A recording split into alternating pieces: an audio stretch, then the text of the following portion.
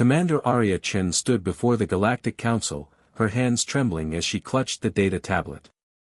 The holographic projections showed nothing but empty space where the Ninth Fleet should have been, 300 warships, gone in an instant. Whatever lurks in the veil will be catalogued and conquered.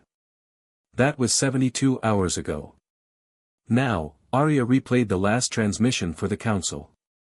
Admiral Thrace's face appeared in the hologram, his confidence evaporating into terror.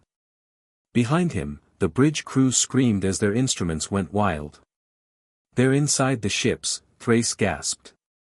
"Not boarding, not attacking, they're in the walls, in the systems, his eyes widened with horrific realization. "They're not machines. They're not organic. They're the space itself."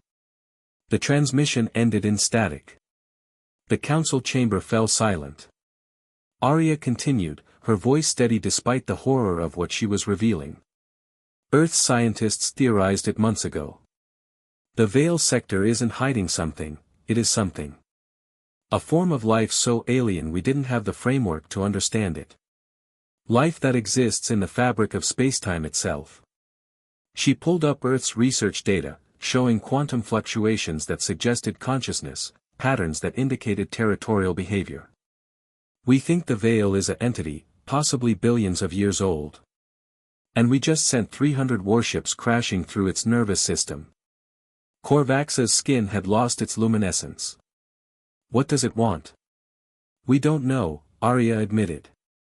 But the warnings weren't from someone inside the Veil. They were from the Veil itself, trying to tell us to stay away before we forced it to defend itself. A Kelvorian delegate leaned forward, her voice barely a whisper. "Can we retrieve the fleet?" Arya's silence was answer enough.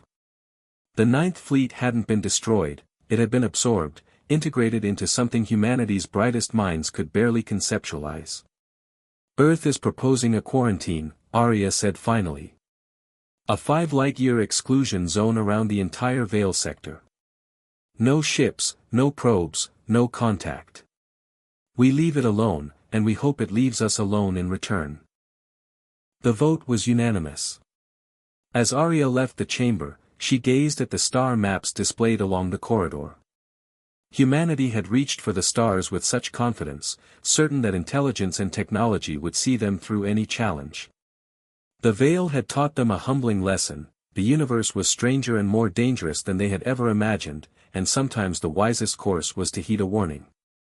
Somewhere in the darkness of space, the Veil sector pulsed with unknowable thoughts, and the Ninth Fleet remained forever part of something humanity would never truly understand.